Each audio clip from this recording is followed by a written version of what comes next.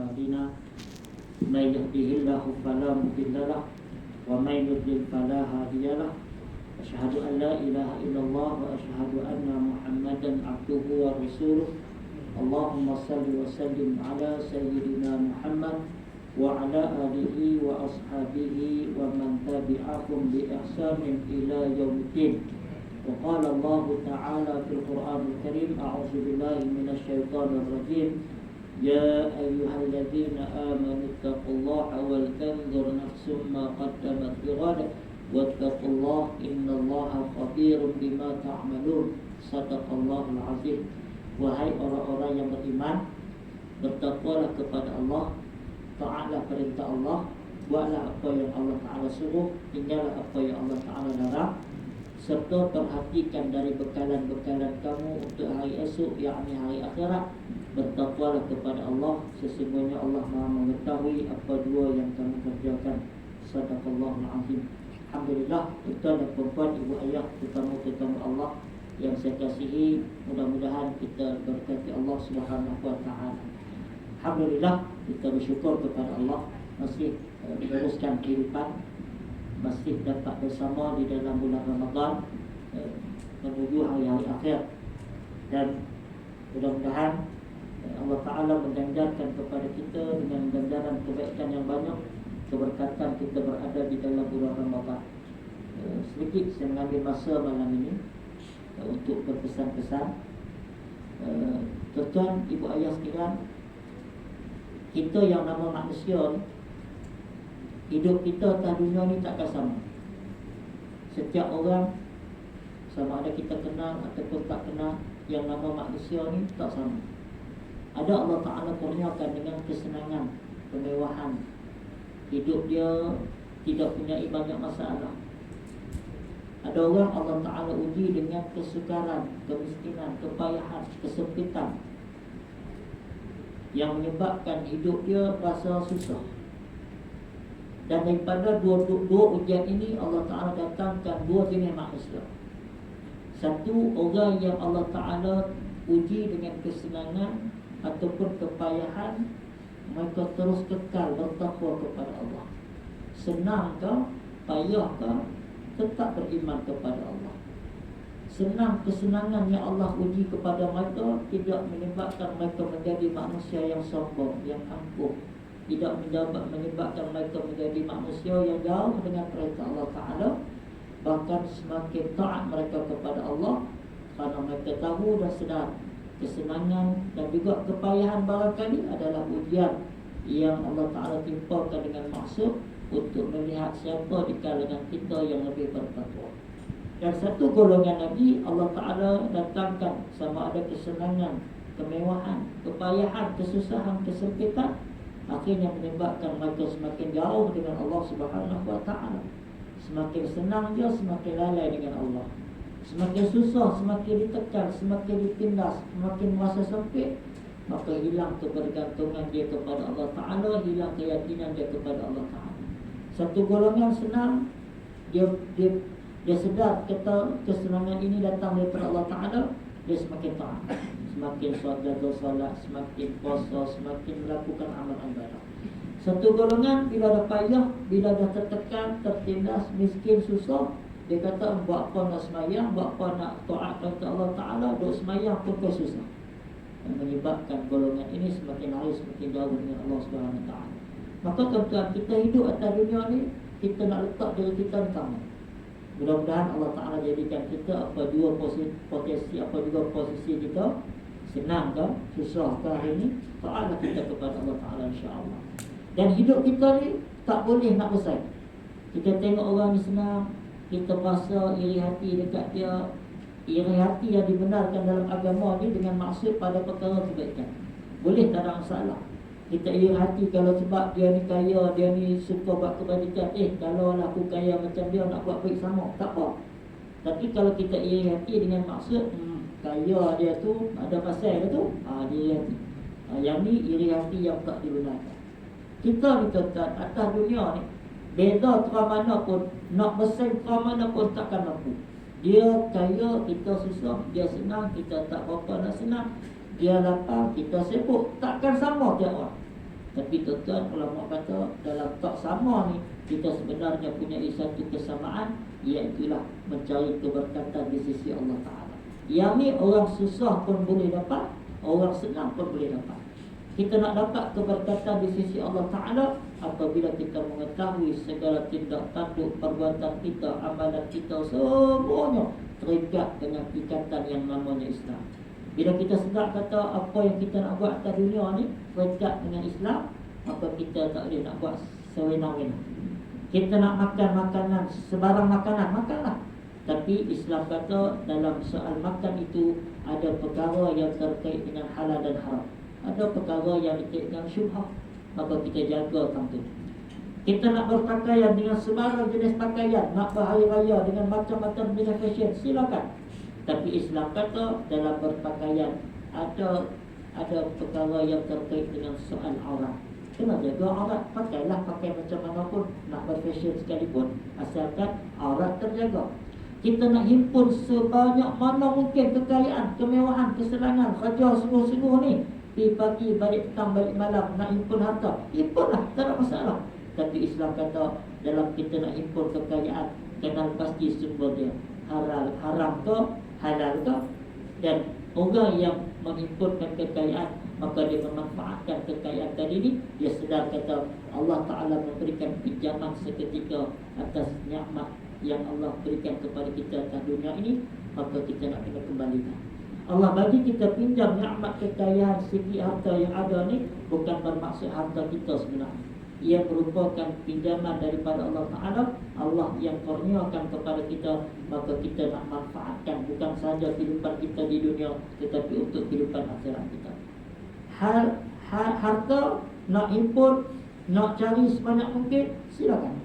Tapi di sana ada terkait dengan persoalan halal dan haram, dan juga sumbernya daripada mana. Kemudian kita akan dipersoalkan dengan harta tadi ni, ke mana kita habiskan. Kita ada keluarga, kita ada pasangan masing-masing, kita ada isteri, kita ada suami, kita ada anak cucu. Semua itu tuan-tuan, ibu ayah sekalian, merupakan harta yang akan dipersoalkan di sisi Allah Subhanahu Wa Taala bila mana kita dibangkitkan di padang mahsyar. Berapa ramai orang mampu untuk mengajar anak, mendidik anak untuk menjadi manusia yang berjaya dunia, tapi berapa ramai pula manusia yang tak mampu nak mendidik, nak mengajar anak cucu supaya bukan sahaja berjaya di dunia, bahkan kita nak berjaya di akhirat. Tuan-tuan yang dirahmati oleh Allah Subhanahu Wa Taala, saya imamkan malam ini dengan membawa dua surah.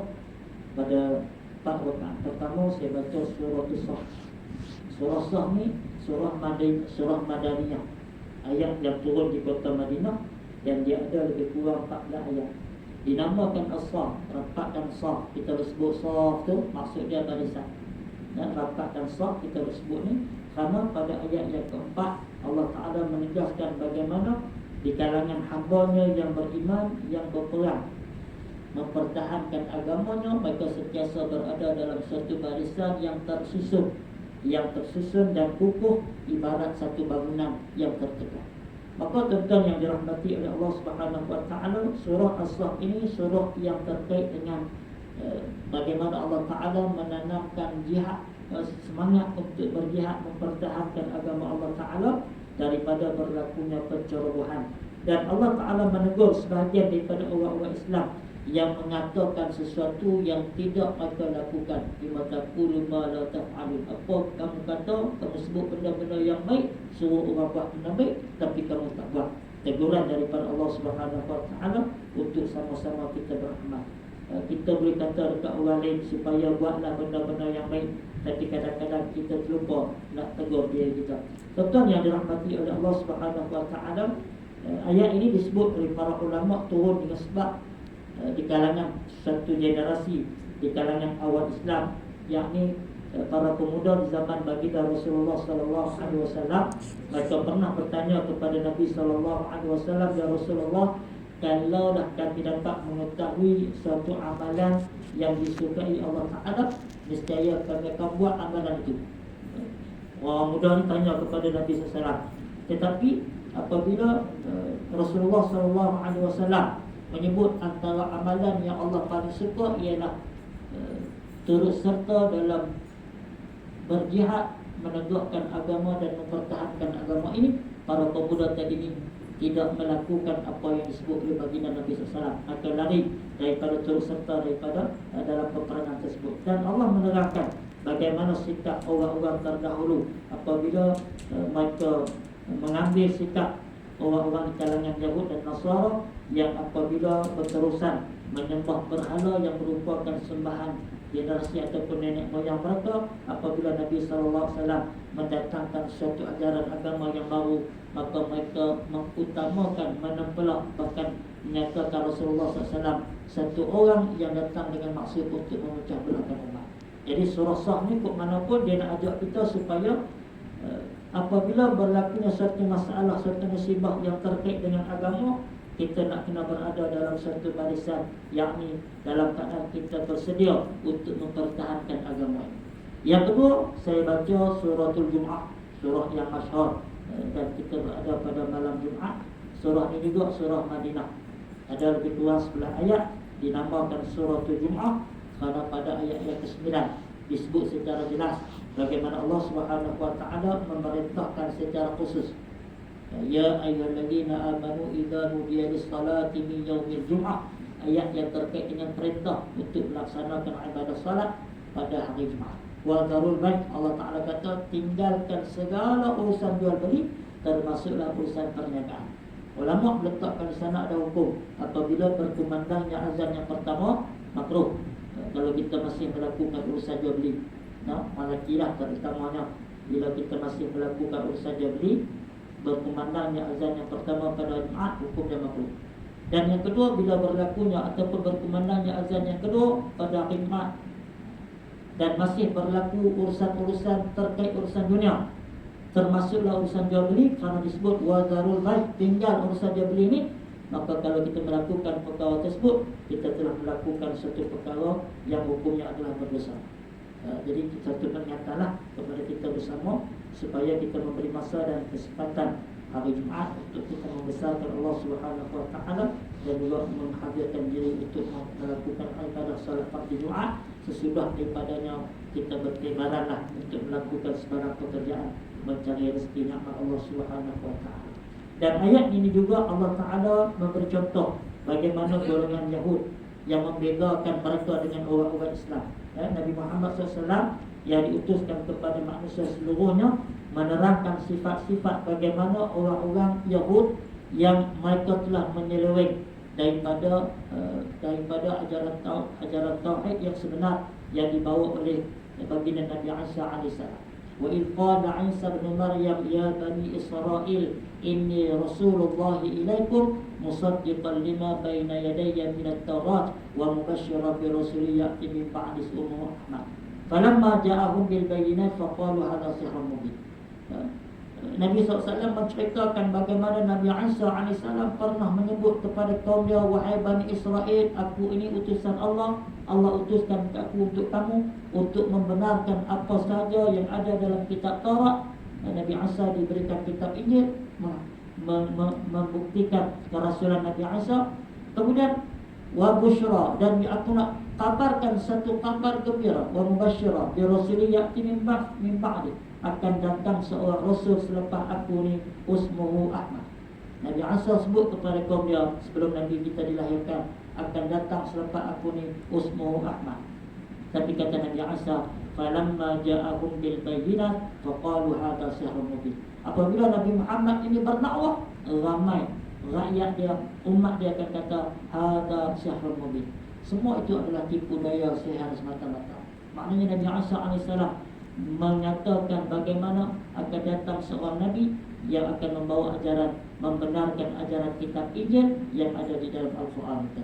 Tuan yang dirahmati oleh Allah Subhanahu wa taala, kita nak dapat keberkatan di sisi Allah Taala tidak lain melainkan kita mentaati segala perintah Allah Taala, mendekatkan diri kita dengan Allah Subhanahu wa taala, mendekatkan diri kita dengan Al-Quran Karim yang merupakan penamat kepada kitab-kitab yang lain yang diturunkan kepada nabi-nabi yang terdahulu.